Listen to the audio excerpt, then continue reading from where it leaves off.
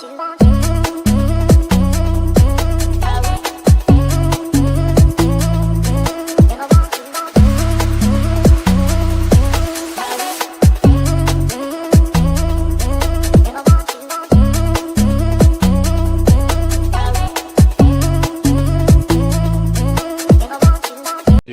of course he needs to do more. We would agree, but what I'm saying is that when people are saying he's finished eighth and all that, don't forget he won the FA Cup in his first season when he was the first manager to catch COVID. So let's not forget that. Listen, did he just say the first manager to catch COVID? Was right, that okay. Yeah. Easy people, welcome back to the show. The boys in blue. The panel is here. Pulpy, Nobbins, Martin, Daps. Daps, was you the first man to catch COVID on this panel? Yes, I was. Can I get a trophy?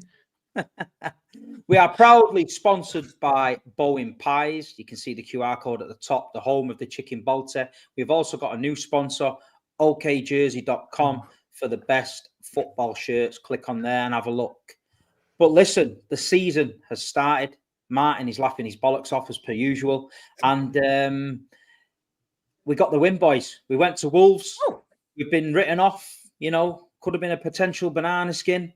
We didn't know whether we was going to have a goalkeeper. We didn't know whether we was going to have any wingers. We didn't know who was going to start. But we did it. It was very, very convincing. I don't think we got out of second gear. I felt like the Al Hilal performance and the madness that caused amongst the fan base is now been put to bed. I think there's a lot of optimism amongst the fans now. We're all looking forward to the season. And I'm going to start with Nobbins. Nobbins, as soon as the lineup came out, what was your initial thoughts? No Cherky, no Mamouche, Phil Foden missing, Savinho not in the squad, Ederson out the squad. Was you worried about anything, or was you quite calm with it? I was pretty chill. I was very happy with the midfield. That was what I wanted.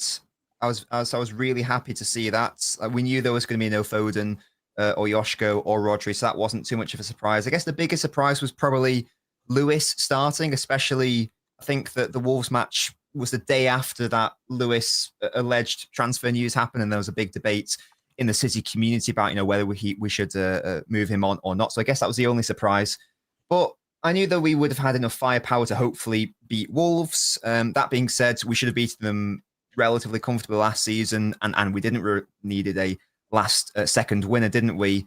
But the game happened. The game transpired how I would have hoped. I thought that we bossed that midfield battle in particular.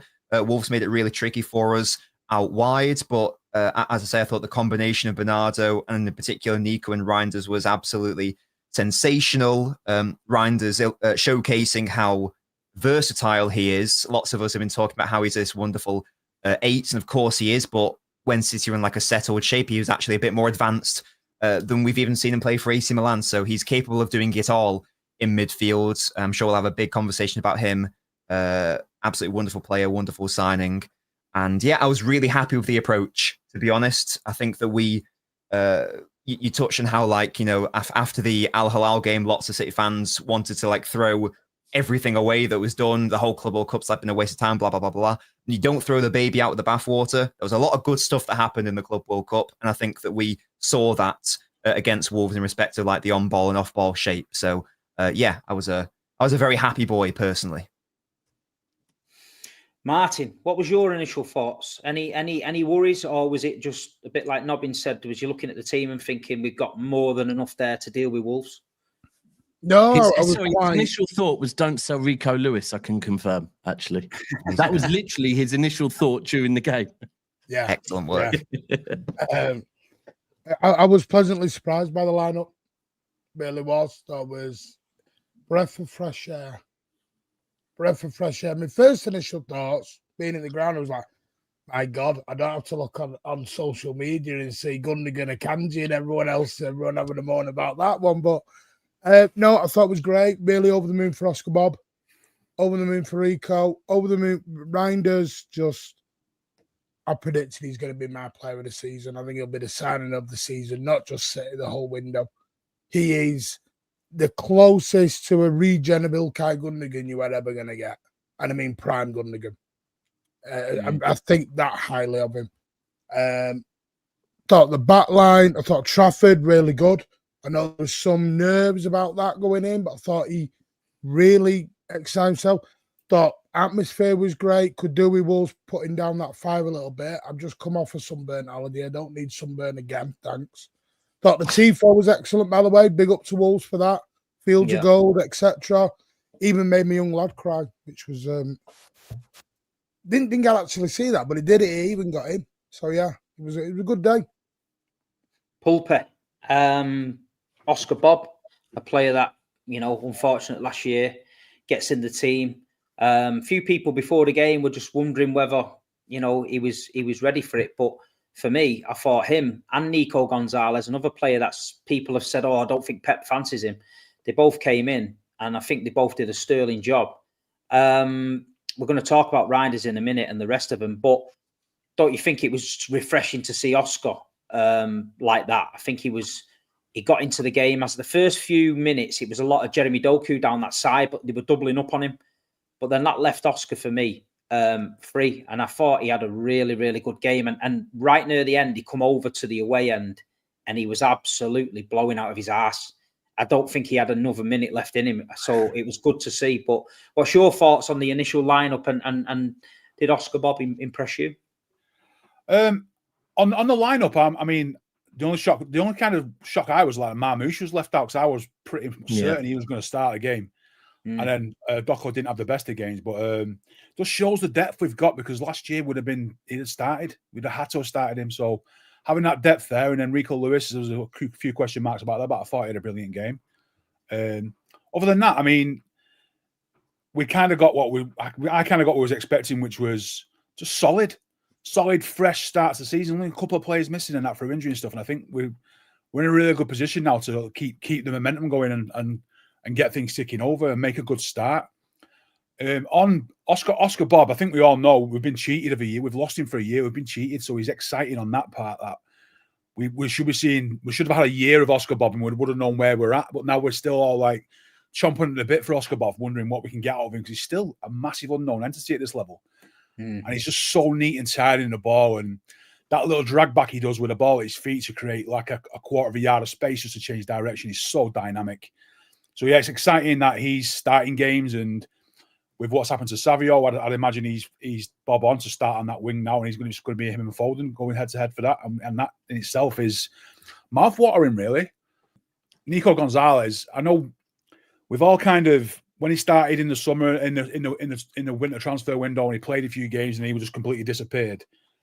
I was under the impression that he played well, but he played because we was desperate for him to play, when really he probably wasn't ready in Pep's system to play. He just did a good job, and he showed how versatile he was, the fact that he came and hit the ground running. And I mentioned a few times that I think with Pep being the absolute master of a midfielder that he was and everything that he's won, the one position on the field where Pep is such a stickler for is going to be the one that he used to play himself.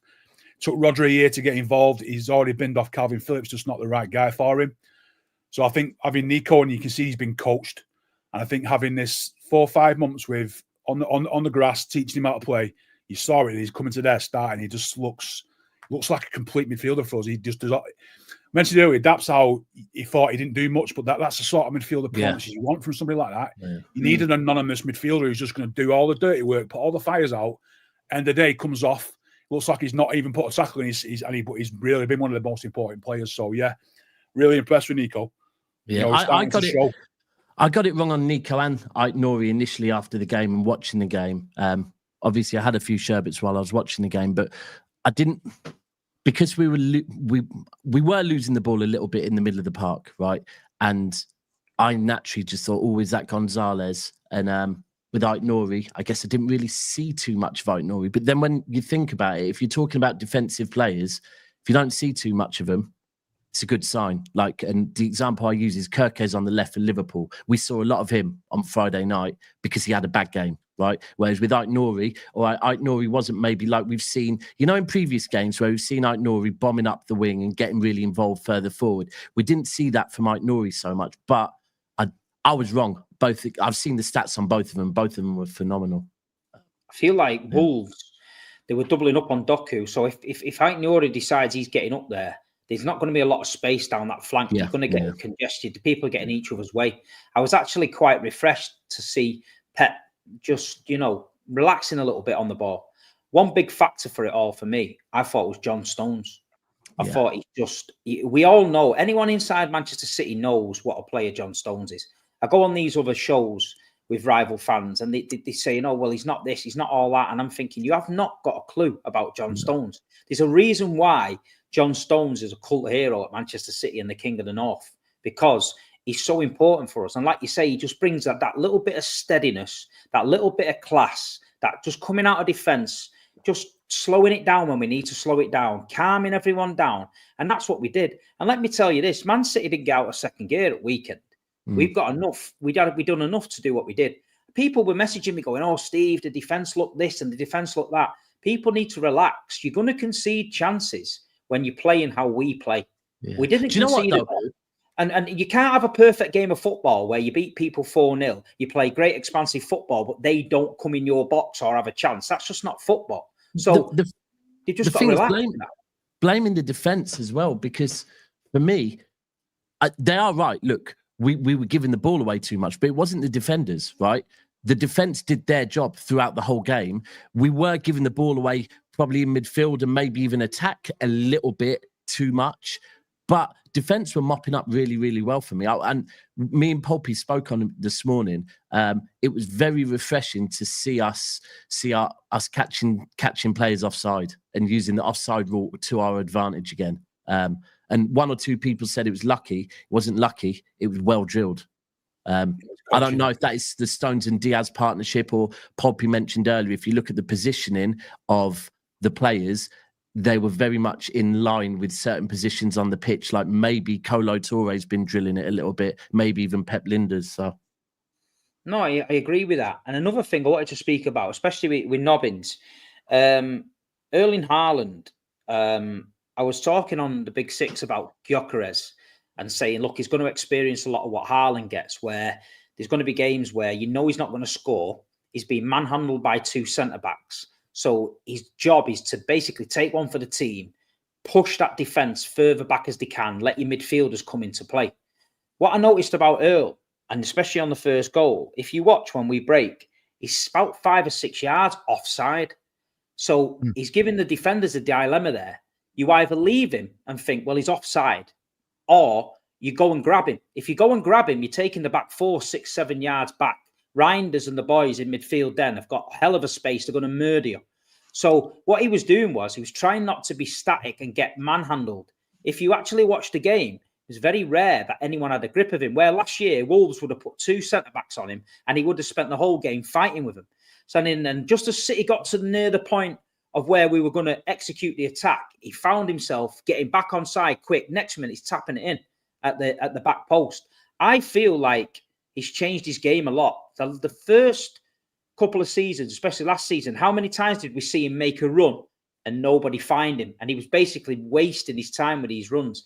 Now, I feel like there's something brewing again. You could just see, even the second goal, the way he was there, the space, smashing it in and that. But do you think he's changed a little bit, Nobbins? Do you think he's had to change? Because last season, I mean, I know he scored a lot of goals, but he was nowhere near what he should have been, I think that certainly, based off his Club World Cup performances, that he's definitely adding more elements to his game, isn't he? We all saw how good he was when he was linking up play and holding up play rather than not really being as involved. His finishing may have been a bit subpar in that competition, but his overall play was even better. So, yeah, I think that he's definitely improving. He's spoken many times about how he needs to get better. Even in his first season, it was yeah, it's great I've scored all these goals, but I know I can get better and I know I can improve. So he's definitely changing. And it's obviously only the first game, so small sample size. But based on this, it looks like City might be changing a little bit as well in respect of being willing to take more risks in the centre in particular. You touched on Nico Gonzalez. No one completed more dribbles than him. He attempted 5 and he successfully completed 5 dribbles as well, more than Doku. I don't think I would ever say that Nico's going to finish a game with more dribbles than Doku.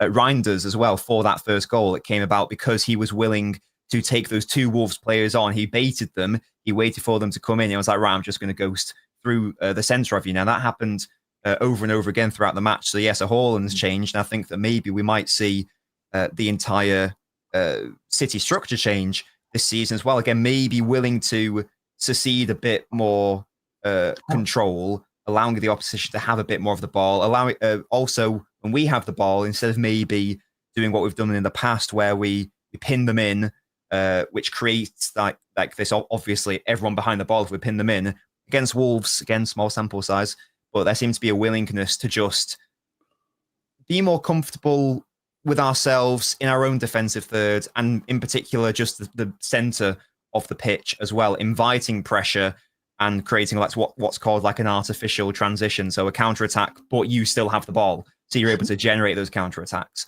Noblin, do you think that's a Linda's type thing, slightly? Do you think it's a Linda's impact? Because I've already seen people already talking on the Linda's impact. I'm just thinking of, remember Liverpool and their heavy metal football that everyone used to speak about? Yeah. And it was a lot more direct, far less passing, a lot more direct. And I think if you look at most of our goals from the weekend, they were more direct. It wasn't so much sideways passes, it was more forward running. Do you think that's Linda's impact? Or, I mean, you could say we were doing that under Pep with Sane. Yeah, I don't. Well, I'm not trying to undersell the impact of our assistant manager, obviously, but I don't know if I buy the influence as much as other people think. I think that had Pep had the caliber of player that he has now, like last season or whatever, I think that we would see a similar thing. I just don't know if Pep felt he had the personnel able to do that, or that he was comfortable to do that. It's obviously early days, but I'd err on the side of it just being more about the players he now has at his disposal rather than the coaching staff. With you. I think this is the thing that is very easy, and I know that Carragher and everyone is going to lead this is a Pep Linda's impact, right? But if you do go back only a couple of years when we had Sane, when we had Sterling, it was more like that, in the kind of 18, 19, 20 seasons, we were far more like that as well. But I do think the media are going to push that this is a Linda's thing. Yeah, and that's a fun, nice, easy explanation, isn't it? But I think in football, like at this level, I don't know if the easiest explanation is always the most accurate one. I'm not trying to downplay his influence or anything. I'm sure he has had something to say. It's definitely a personnel I think so. Thing as well. We all sat here last season, and I keep going back to it. We watched Crystal Palace beat us in the cup final. We all sat there. We watched this side-to-side football, this predictive football of the centre-backs getting on the edge of the box, and it was very, very pragmatic and boring, and we knew there was more ways to win a football match than that. And then we go to pre-season, and we started seeing the lads looking like they were enjoying themselves. I mean, Ryan Cherki comes on the pitch. I think his first 7 touches, 5 of them must have been a back heel or a flick. So that tells you what he's about. And so I think the personnel has massively changed. We have got the better options now. And then you look at the bench, and the bench looks so strong. We've got Rodri not even involved yet. We've not even got a goalkeeper settled. If we add Donnarumma to the mix, which could happen, that's another, madness that the team's going to take. But I think a lot of rival fans actually sat up and thought, oh shit, we've sort of forgot about this Man City team here. We've written them off, and scratching his head and all that, and he's fell off. But we all knew that Pep and Khaldoon, after Khaldoon's interview, I think a lot of us knew that something was going to happen because he doesn't let standards drop. Another player I wanted to talk about, Martin, Bernardo Silva. Obviously, he's captain, and there's been times where when he started, a lot of people have gone, "Oh God, Bernardo's in," But for me, I feel like hearing him speak in that interview, he spoke very, very well. You could tell he's a winner, and that it hurt him last season. But I thought he had a good game. You know what I mean? He was popping up all over the park. He was mopping it up at the back a little bit. Because I thought there's no way Bernardo can be captain. I don't think he's going to play a lot. But I feel like Pep is going to play him. I mean, we'd all love to see Cherki in that midfield, but I don't think at the minute Cherki's where he needs to be positional-wise. There was a corner near the end of the game, and Cherki was stood on the edge of the box just like daydreaming. And Pep was screaming at him because he didn't mark anyone. Do you know what I mean? So I think Cherki's next few games might be doing what he's doing coming off the bench. But do you think Bernardo Silva can stay in this side? On that performance, yes. I thought he was excellent. That reminded me of the old. I think there was a stat, correct me if I'm wrong, didn't he do the most kilometres out of everyone on the whole pitch again? Yeah. Which is staggering. And by the way, I actually think giving him the captaincy has breathed a new sense of life into him. You can see that, he's not the tallest of people, anyone who's been that close to him, but he looks like 2 foot taller when he sticks that captain's armband on. He's like rolling in the responsibility. And there was one on Saturday where he was tackling at the halfway line. There was no real big need for the tackle, but he got the tackle in. He won the ball went out for a throw in front of us. And I'm like, that's the Bernardo I want. That's the Bernardo I love. Running around. He was everywhere. He was everywhere. And the other thing I noticed was when you had an 8 when you had an 8 Nori on that left, who inverted, like we know, Doku is not going to be and before anyone comes at me on this Doku hate train, because I know everyone's going to come at me now when I mention this, we know Doku doesn't like the trap back stuff. He doesn't like the dirty stuff. He likes to going forward. He's not keen on the coming back. That's where I think Bernardo stepped in, and I thought he was excellent at doing that and was winning second balls, third balls, which we were not winning last season. No, we weren't at all. We were not winning them second and third balls. We were giving the ghost up and going. Yeah, that was a positive. When I talk about us giving the ball away a lot, the one thing that I did see is we were winning to get it back quickly again, which is what we were missing last season massively. Second headers, third headers, we were throwing bodies into tackles. I think Bernardo is the perfect fit for a captain. He's what you want a captain to be, right? And yeah, you say he's short, but as a captain, the guy doesn't matter. We've seen him stand up to Van Dijk before, right, and start getting Van Dijk's face. He's a battler. He's a warrior. Do you know what? I did a watch along for it, and like I know people. All of us have seen it all summer. Meltdowns from our fan base over players, right? And I just want everyone to judge the players based on every game. And like I saw Bernardo gave the ball away, and straight away someone's like, "Oh, Bernardo gave the ball away." But I saw Reinders give the ball away once, right? I'm not now going to say Reinders is rubbish because he gave the ball away once, right? Yeah, exactly. But the thing is, Bernardo for me, his crossing is phenomenal. By the way, some of the crosses he put into the box, I think he put two on a plate for Haaland. He put another one in for Doku at the far post as well. Now I thought Bernardo was absolutely quality. Another player. I do want him to get the credit as well. That's the thing that I feel like some of us, and we're probably going to be called happy clappers for it, but when Bernardo has good games, we have to talk about it because no one else is going to talk about it. I think everyone's talked about it here. We've given him his praise. He deserved it. Another player, that I've criticised in the past, a lot of Manchester City fans have been up in arms with him sometimes, especially last year when we're going through a bad spell, was Rico Lewis. You know what I mean? He did make some mistakes last year. He did get a lot of flack. But as we've seen at weekend, when the team's purring like that and ticking, he is enjoying his football. He was everywhere. He was loving it. Like I say, the cross for Haaland's goal was superb. And, I mean, when he's in that kind of form, you sort of look at it and think, we might be all right with right backs because we've got Nunes, we've got Rico, etc. But he's only one mistake away from everyone piling into him again. That's why I think when the deal come out for Forest, it was sort of 50-50. Some City fans were saying, I'll drive him there, no problem. And some were saying, nah, we shouldn't really get rid of him. He's very useful. I know Pep loves him because he can invert and he's sort of been brought up in the Manchester City Academy, so he's very, very versatile. But Pulpy, do you think he can make that right back position his own because he can do what Pep does, or do you think we need to go and buy another right back? I'm with you where you said he is kind of like a luxury player. When you're playing well, he's perfect to have. I think we've all seen when he's got a defender and his jeopardy on the line, he's just not the greatest. So I think as good as he is, I don't think he'll ever be for us a starter in any position. I just don't think that's his game. He's just such a utility player that you can have him at right back. He can invert. He can play as an 8, as a 10. He can do it all. But I just don't think at his current level now, he will have what we need as a right back. Now, if we can have a season where you can carry somebody like that, and we're not under that much pressure, and the mistakes that he makes aren't sort of clinical.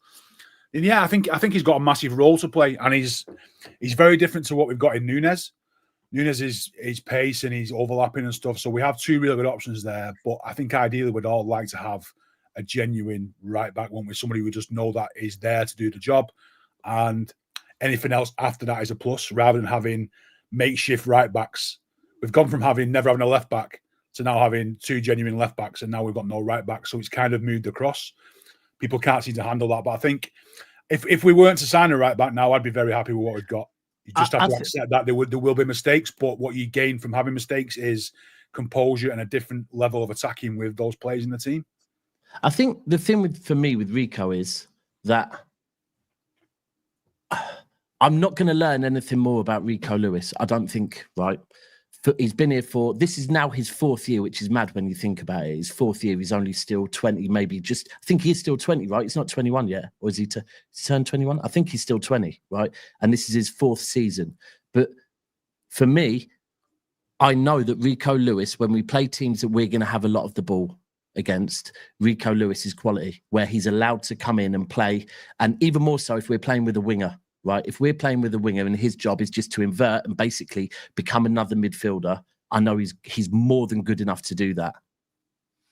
It's just, is he good enough actually as a midfielder? I don't know, because I don't think we'll ever get to see it.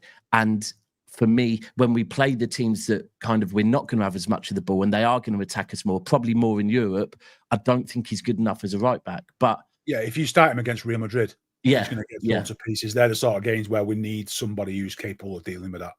Yeah. Every other game, you can take him as whatever he is, and he can be a passenger in some games as well if you need him to be, just for his attacking ability. But when it comes down to it, I don't think anybody in the City family will have any confidence in him being able to go up against like a Vinicius Junior. We just don't have that. He knows the systems so well, right? He knows what Pep wants. And the one thing I would shout him out for is the ball for Haaland. It was a very simple pass, right? Reinders put it on the plate for him. Haaland had made the run. But that just kind of, I guess, highlights my frustrations at times last season with, I guess, our wingers, that they couldn't do something like that. Something very basic, very simple. Yeah. No, and we speak about Reinders now. I mean, as far as debuts go, I don't think you get any better than that. Like you say, the friendly against Palermo the other night, he should have had a hat-trick. The last one when he rounded the keeper and fell over was just a bit unlucky on him. But I tell you what, he was class. And when we broke that 3-on-2, 3-on-3, whatever it was, I've got a feeling like last year, the decision-making in that attack would have been wrong. You've either got a Savinho, for me, that jinks inside and shoots, or you've got a Jeremy Doku that makes the wrong decision. We broke, and the fact that it fell to Oscar Bob, and then Haaland took the other centre-back away. They was expecting Haaland to get that ball, and it fell to Reinders, and I thought, he's going to take a touch here, bring it back on his right foot, maybe. No, absolute class finish right in the bottom corner. And like you say, Wolves couldn't get a grip of him. And with players like this Reinders now, with Rodri coming back into the squad, I think the midfield can only get better. And then when we've got the luxury of Mamouche and Ryan Cherki on the bench to bring on, I mean, Cherki comes on off the bench, and he just looks like every time he gets the ball, something's going to happen. Whereas last season, we had players where, when we scored that goal, Cherki, when he did the little 1-2, the step over and goal, I said to my mate next to me, I said, that is what we're missing last year, that clinical killer punch where we put teams away. Whereas we'd have got 2-0 up last year, Wolves have had 20 minutes of coming back at us. We'd have had 65 passes around the middle of the park, got caught out in possession, and it'd have been 2-2. And we're all going mad. I feel like this year we've got killers on the bench. We've got Mamouche. We've got Cherki to come on.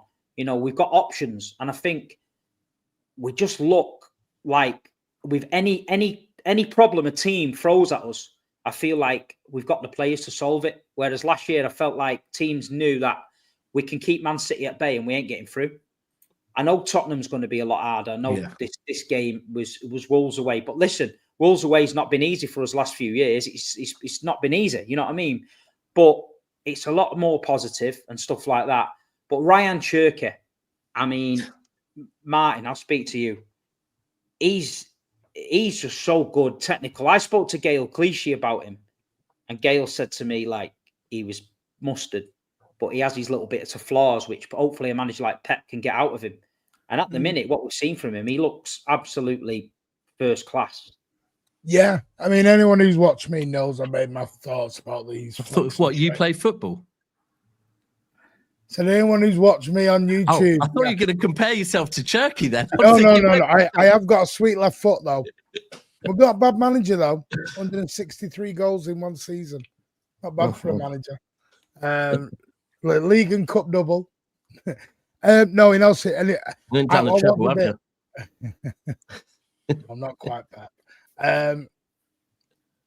I was a bit umming and ahhing on the flicks and the tricks. Everyone knows, you know, I've had the mick taken out of me. But you know what? I loved it on Saturday. I keep calling it Sunday. Felt weird because it was Saturday night. I loved it. I absolutely loved it. And I think Cherky will add that breath of fresh air. And what I like about him is he can play right wing, 10, 8. He can play like anywhere. It reminds me of David Silva. To me, he's closer to a David Silva regen than he is a KDB because he's got such a low sense of gravity that I don't think you're going to get. You know, like when you looked at Aguero and Silva, it was like you could kick them all day and you're not getting the ball off them. Yeah. That's what it reminds me of. I don't think he's going to be flashing 40-yard crossfield balls, but I think he'll do the simple stuff so well. And he'll run that I'm going to fall. No, I'm not having you talk about Cherky doing the simple stuff after that performance. But he doesn't seem to want to do the simple stuff. And to be honest, he doesn't seem to need to. I keep saying this. We have the best squad in this league. Don't care what anyone says. No one has the deepest squad we had. And I know you're going to 1-by-1, Steve, but I've got to say this. We had 5 first teamers, not squad players, first teamers. Sat in the stand or at home with the feet up. Yeah. I looked at Arsenal's 11 on Sunday. It was basically their best midfield, their best strike force. Liverpool's basically best 11 out. Yeah. We had Phil Foden, Rodrygo, Gavardio, Ederson, and God knows everyone else who wants to come here and go. All just sat in the stand twiddling thumbs playing Game Boy while we're rolling around. We have the best squad. We are, I'm telling you, I'm up for it. No, it's definitely encouraging. And like you say, we sealed the win. The tribute we mentioned before the game to Jota from the Wolves fans was quite emotional. And especially at the end when they went over to the fans and they put a shirt down on the floor and Bernardo Silva and Ruben Diaz walked over with the Wolves team. Well, our lads had gone off the pitch and they stayed out. And you could see the Bernardo and Diaz tearing up, like it was emotional, and we forget that a little bit. We watched the Liverpool game the other night, and Mo Salah at the end. It was heartbreaking stuff to see him. You know what I mean? Do that. Yeah. But emotions aside, I just want to say big up to Wolves and their supporters. It was a great tribute, and his mum and dad were there. Jota's in the crowd. I seen a picture afterwards, and they were choked as well. So yeah, it was mad, but you know, it was good to get the win. We've had a mad week this week. We'll just touch on it. So Steve, just one super chat, just while we break quickly, just super chat, shout to 22 JTI saying smash the likes, people, big up the panel bears. Big love for the super chat, big love, and make sure you're smashing the likes, people. Sorry, Steve, just before we move on, just to talk on, did we mention Trafford at all? No, we haven't. I'm just checking. Perfect. Yeah. I was going to say the goalkeeping situation. This Donnarumma situation, it's come out of left field. I think we all thought maybe Ederson was number one, Trafford was going to shadow him. We sort of said that the other week. I'll start with Pulpy on this one. This Donnarumma thing, it's not going away. Trafford made his debut, didn't do anything wrong for me. I feel like Trafford with his feet, when he's under pressure, he nearly gets caught a couple of times. He does have the art in the mouth with it. But I feel like Pep's abandoning this whole playing with your feet stuff if he goes with Donnarumma. I don't think teams press us as much as they used to. I feel like when we had Ederson, they were like, well, let's not press Ederson because he'll just knock it over us and kill us. Let's Man City have the ball.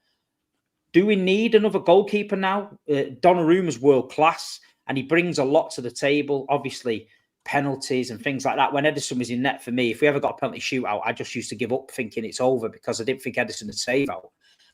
Is Trafford a little bit too inexperienced to be Manchester City's number one yet? Or do you see Ederson leaving? What's your stance on it?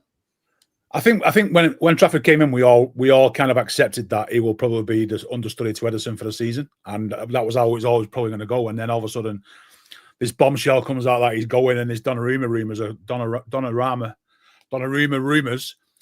going around, and it's like, if there was ever a red flag transfer for us as a goalkeeper, it would have been him, because I mentioned a few times on Daps and stuff that before, he is the very last of like the dinosaur goalkeepers, in it. There's not many of him around that are this old school, not great with your feet, Courtois or kind of like that. It's a bit like Joe Hart mold, isn't he? Where we don't really.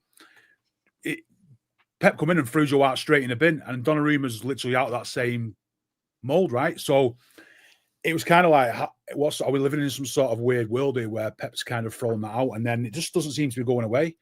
By all what we see, Ederson's off. It seems like he's going to go. You know, there's that many rumours going around that is, you know, it's likely to happen. And then you've got a feel for Trafford if he's been painted a picture of come in, put a year in, you'll play games in, and once Ederson's off, we will sign a replacement for him, but it's then your role to own. And then if Donnarumma does come in, then he's world class. He is super professional. He has won everything in the game. You know, he's a massive presence. It's like, I just don't know if you was to wake up from a coma and see that City starting Donnarumma, you'd be like, what happened to Ederson? What happened to the philosophy? You know, so I don't know whether it's what happened to Joe Hart. What happened to Claudio Bravo? God, go on, Nobbins. I want to know, because I have a feeling. Can I like pass and not talk about this? No, come on, Nobbins. We need your opinion on this, son. Right. Okay. And then on Rodrygo as well, so you ain't getting nowhere on that one. No, I'm not doing both. No shot. No. Right. Yeah. So, I agree with a lot of what Popey said there. Yeah, he is, to me, the antithesis of what I would assume a Pep keeper was, based on the fact that he sacked off Joe Hart for Bravo and then brought in Ederson, etc. There's no doubt that football is going a different way in respect to like the goalkeepers. Like there is more of an emphasis on, okay, you need your goalkeeper to be competent playing out from the back, but you also need them to be this really good shot stopper as well. And that is clearly something that is happening.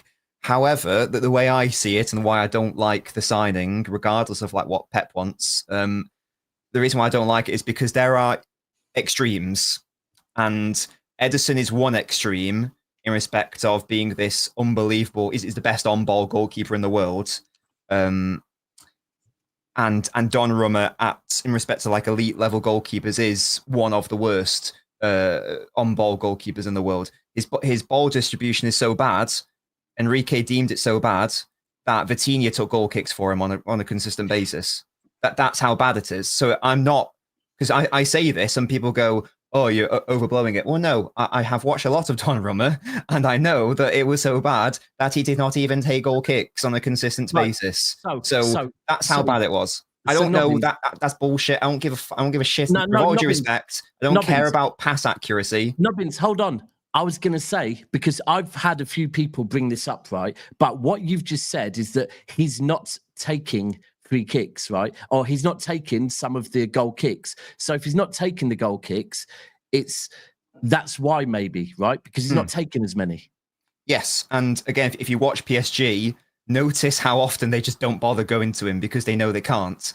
And now, so that immediately means that you've got to massively change how you play at City. Your build-up has to be entirely different. You couldn't score the third goal we did, for example, against Wolves. You know, the one where Trafford picks out a man. You would have to change. Now, I'm not saying that that's an inherently bad thing. You know, I'm not saying it's a right thing or a wrong thing, but it's very different to what we have done over the past, near decade. And again, maybe change is a good thing. But it does mean that to make that work, you would have to sacrifice someone. If you want to continue to build up like that, you'd have to drop someone else to help out.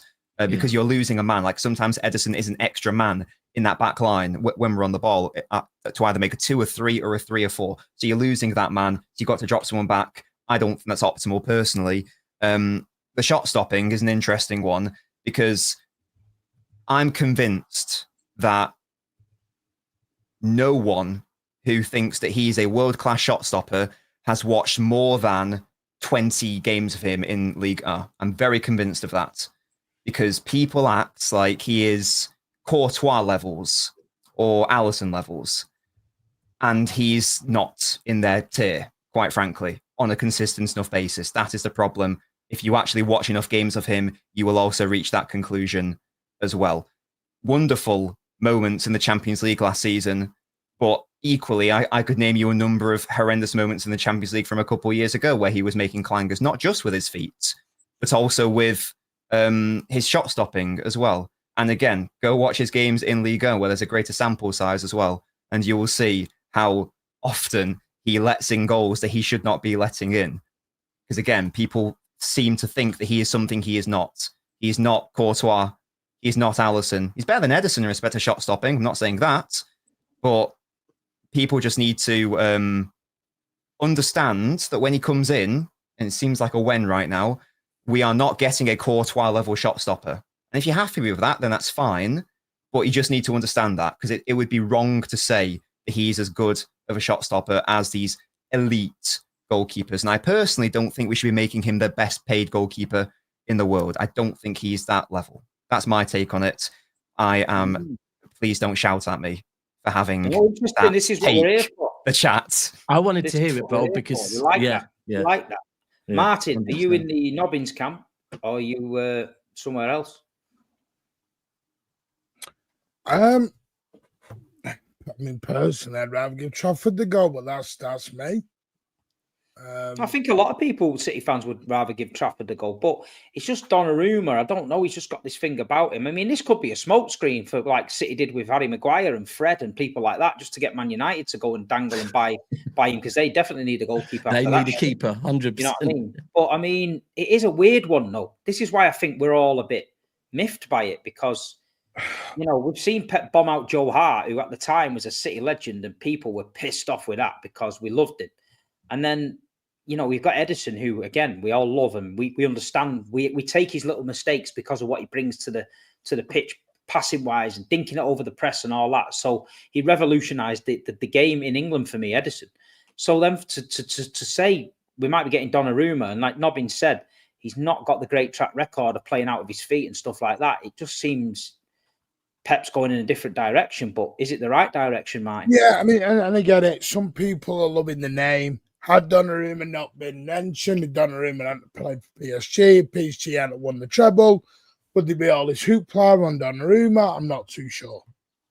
I think some have fallen in love with the name Donnarumma because, you know, he's on the covers of FIFA, etc., and that's what fans love in 2025, and I get it. I'm still not sure Ederson's going. No. Something in there, and it's just feeling we've gone another day, and there is still no bid. Again, super chat there that's just come in. That's quite fair. You will always miss your false nine until you get your Haaland. You will always miss your ball playing keeper until you get your Donnarumma. To rebuild is to change, evolve.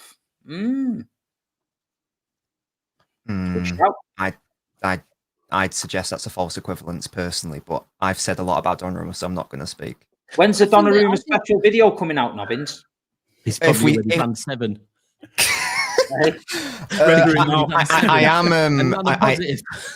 I do have a video that will be being released after this stream where I do. Someone asked me a question about should we get Donnarumma, but obviously if we do sign him, I will do a more long form analysis video. I've ordered a cardboard cutout of him though, so I'm backing the signing personally.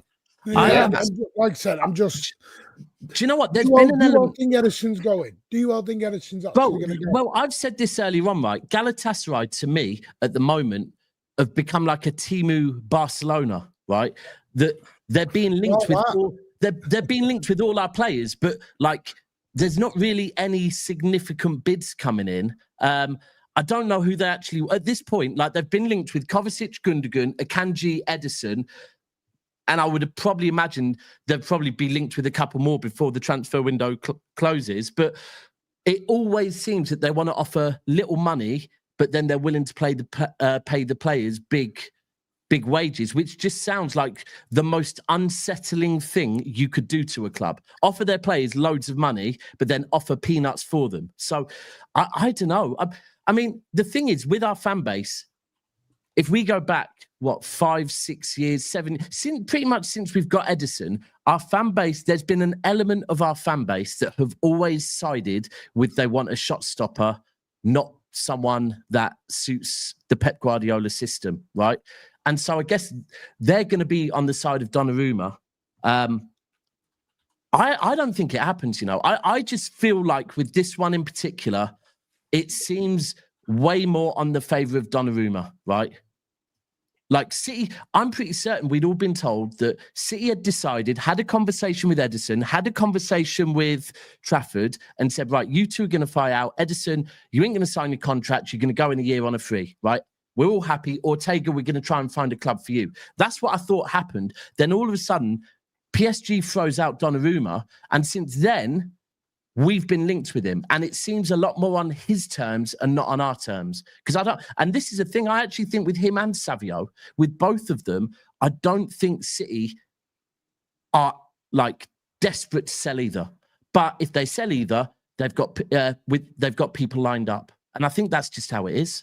Do you think there's an element to this that Donnarumma being available, he's only, is he 26 years old? Yes. So he's going to be available for quite a cut price, right? Now, there's no doubt in his talent for what he is. Do you think there's an element of, if we get him for a cut price, that we bring him in, let him have a year or two, it doesn't work, and then you flip him for massive money because he will be 28, 29? Well, flip him or Trafford. Either of them. Well, one of them. Well, they both got massive potential and a lot of value for what we paid for him. So is there an element of, look, he doesn't fit us right now. However, if he comes in and he does fit, and we've had it away, and we've got a mint keeper and it's worked, and we've adapted to it, or you sign him on a 4-year contract, pay him some mad money, but knowing full well that if you pay 25 million for him, you can sell him for 60 in 2 years' time, a year's time, and that's just the business side of the club kicking in there as a potential like market thing. It's not something we usually do, but I mean, we'd be stupid not to. We've done it before. We took Angelino just to stop someone else from buying him and making money on him. It might not have been a lot, but I guess it's just to have somebody like that. Go on, Nobby, go on. I was just going to say, I like the idea, definitely. I guess I was just going to say that you're sort of limited in respect of like your potential suitors. I guess I can only really think of Saudi who would be able to come in, pay that big fee, and at least match the wages that he'd be on. And it sounds like we're going to make him either the wealthiest or one of the wealthiest keepers in the world. So I guess it would just be a risky strategy if that was the play. That's all I was going to say to that.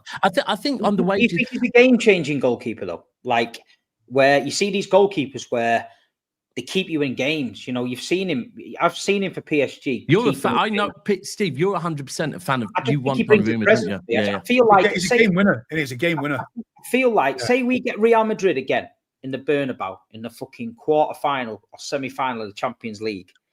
I feel you've got to be of a certain fucking aura about you big games, yeah? And I'm not saying James Trafford cannot go there and do that.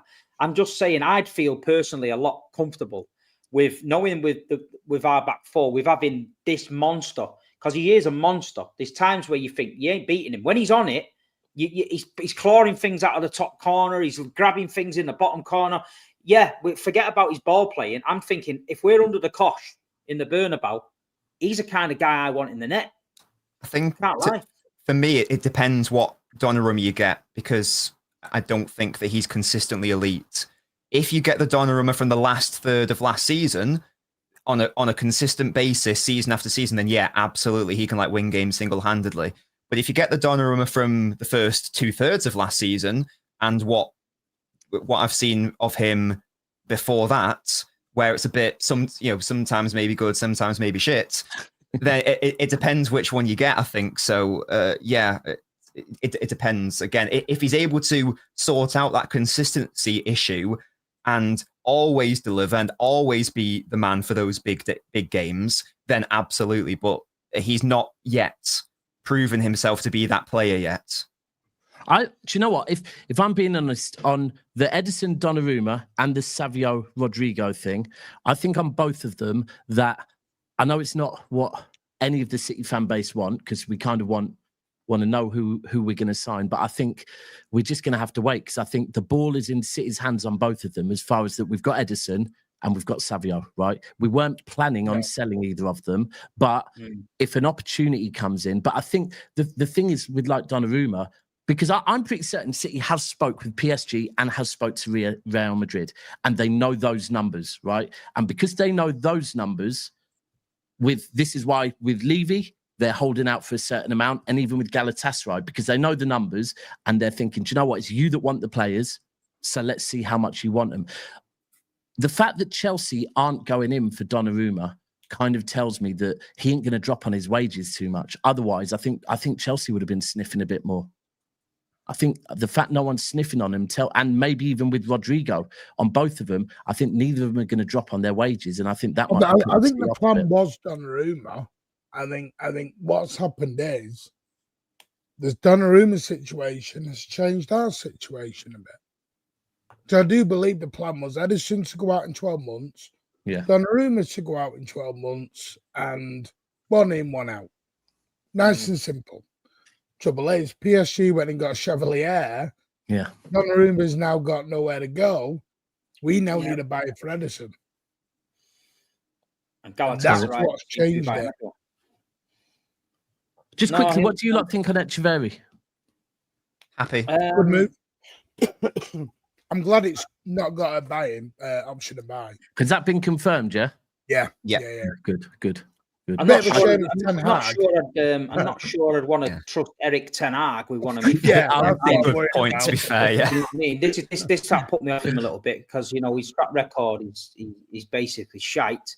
But I don't know. Obviously the club have looked at it. There was talk of Borussia Dortmund at one point, but I think they wanted to buy. Yeah, they did. Do it. Dortmund is always a good place to send younger players. They always seem to thrive there. But we'll see. We're just over an hour. We've sort of covered everything. I just want to mention that Manchester City under 21s are playing Oldham Athletic next week on a Tuesday night at Boundary Park. It's nice and local. If you're not doing that on a Tuesday, I think the tickets are on sale tomorrow. The 1894 are looking at taking a mob over there, getting behind the team. So if you've got nothing to do next Tuesday, let's get down to Boundary Park. Let's get a Man City away end behind the young lads, and let's have a good old-fashioned sing-song. He's taking it back to the 90s here. We're taking it back to the 90s. If anyone needs filling in, we'll fill them in. It's simple as that. Is it still AstroTurf? No, back in the day. Remember that? It's still opposite the baby ward at the hospital, though. It's still behind there. Hey, Oldham, Boundary Park's a great place, man. Remember the old AstroTurf? It used to Can I just say one? People need to go there to support the young lads. Yeah. One thing. Did everyone tune into Monday Night Football yesterday, hoping to see Jack Grealish in the 10? Yeah, it didn't happen. He's going to have a long season there, him. Mate, I watched him when he come on, and he must have thought, "What the fuck am I doing here?" Everything was terrible. Steve, his brother messaged me and said, yeah, hopefully we'll see him in the 10 at some point this season. They need to buy a lot more players. Yeah, well, it was one of them things, innit? But listen, people, what a great stream. No shouting, no bawling, no crying. The chat was relatively well behaved. Please support everybody in the show. Everyone's got their individual channels, etc. Please support us and leave some comments after the show. We will always try and get in there and answer them. And on that note, it's Tottenham at home on Saturday. First game of the season back at the Etihad. Everyone is excited. Up the Blues. Bring on Donnarumma. Between in the car park. Years ago, when you used to make them big circles and some fucker be bobby popping in the middle of the circle and that. Everyone be clapping. They're doing it at Old Trafford. They're getting beat off shit teams. Then they come out and there's Seamus from Ireland swinging in the fucking car park and they're all lapping it up. It's embarrassing. It's embarrassing. You know what? For once here, I'm actually going to agree.